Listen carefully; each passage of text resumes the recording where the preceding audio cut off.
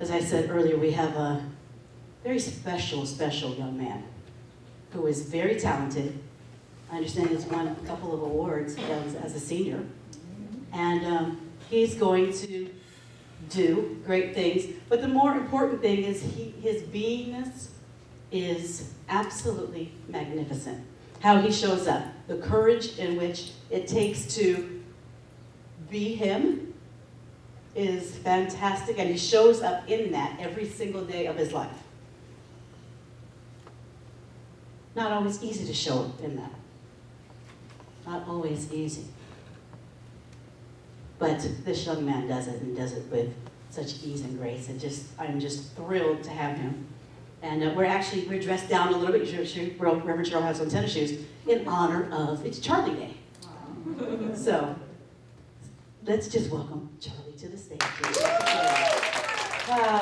Hello and good morning, my lovelies. My name is Charlie USI, aka Enchanted Charlie.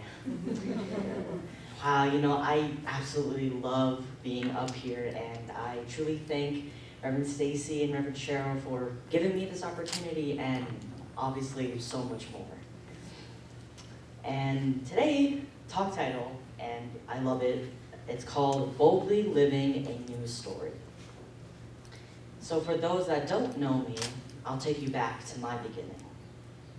My story began on February 15 of 2003. The doctors announced that a beautiful baby girl was born, and I made myself known into the world by screaming at the top of my lungs. You can hear me in the lobby. As I grew up, I was just trying to find who I am and what my purpose is. I was once known as Charlize, but now I am Charlie. So one of the things I love about this talk title is the perfect timing it has of my life at this very moment. In 3 days, I will be walking the stage at my high school graduation, and boy, what a journey it has been.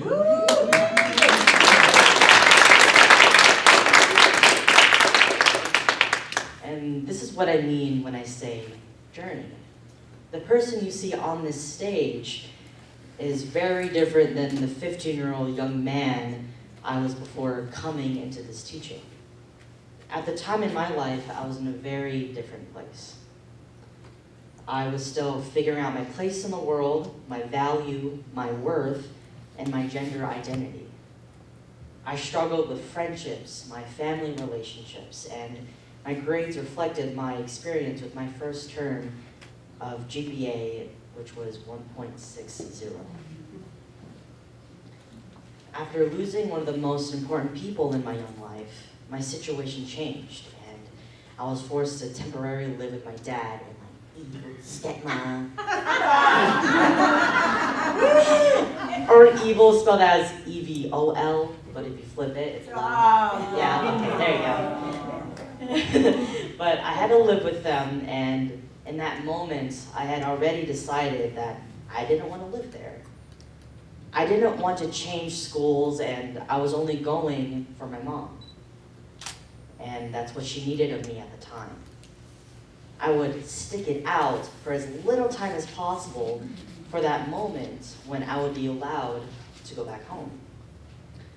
My plan was just to do what I needed in this house and get by and get out as soon as possible. And then something magical happened. Entered CSL Teen Camp, and that single experience set the stage for Enchanted Charlie. I heard this quote by Denzel Washington. It read, "Nothing in life is worthwhile unless you take risks. Fall forward. Every failed experiment is one step closer to success." When I read that, it really reminded me of my early beginnings of high school. Moving here to me was a risk. It took me out of every comfort zone I had, took me away from my friends, and change was inevitable. I was always thinking about, when would I get to go home? In my attempt to do what I had to do to get by, I failed. In fact, that experiment was such a failure, instead of getting by, I thrived. It's funny how that works. Yeah. I found myself with new amazing friends from both camp and school. I found myself in multiple theater productions and as the lead in my high school play. And my GPA went to a 3.57 in my very first term. I found myself closer to success than I'd ever been, and it was amazing. As my sophomore year ended, that stress I used to have about when was I going to get to go home changed.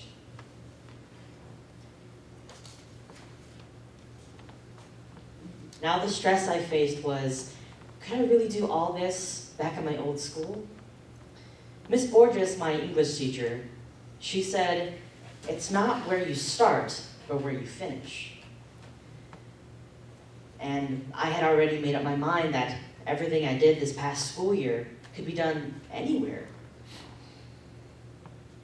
That work was in me, and I could take it wherever I go.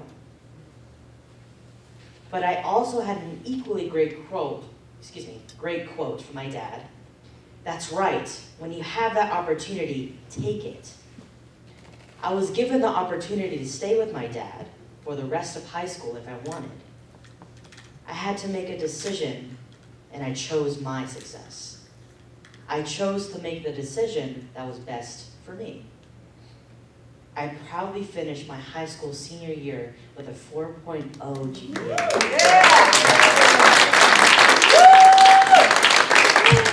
And amongst all this pandemic and distance learning, reminding myself that everything I needed to be successful was already in me.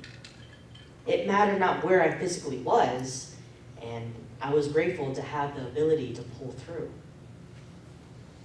My actual last day of school was a week ago, and of course that comes with all the big questions. Where am I going to college? What am I going to do? What will I be when I grow up? And these are all new questions that were stressing me out. But, recently I had a lunch with a family member, and can anyone else relate to a family member who just tells you what's best for your life? Anyone? Is that just me? Oh, all right. That's okay. Well, let me tell you my answers to those stressful questions. What will I be when I grow up? How about happy, healthy, whole, and a great loving human? What am I going to do? I'm going to take this next year to figure it out. I'm going to find what I love and am passionate about and make a good living doing that. Am I going to college? Maybe. Depends on what I choose to do and if additional educational goals are necessary. While at this lunch, I was asked to promise that I was going to go to college. And growing up, it is never easy to speak your truth when you know it's not what someone else wants to hear. However, thankfully, one of the beautiful sides of being transgender, you learn to live your life authentically. I truthfully responded that I could not make that kind of promise. I stood up for myself and my life choices and took full responsibility and ownership.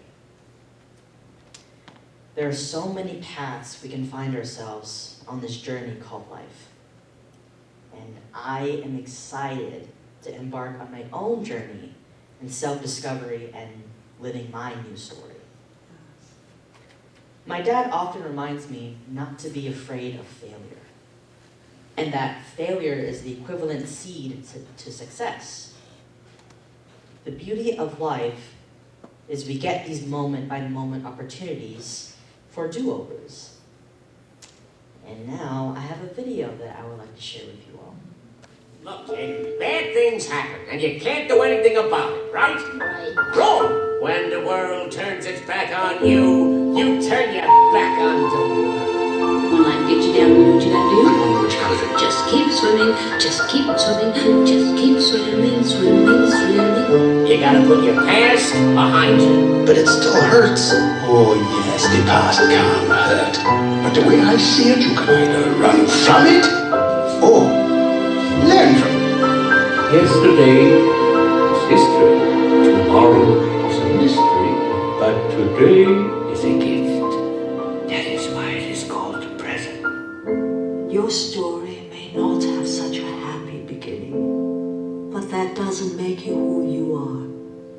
It is the rest of your story. So, who are you? My freshman year was a rough beginning.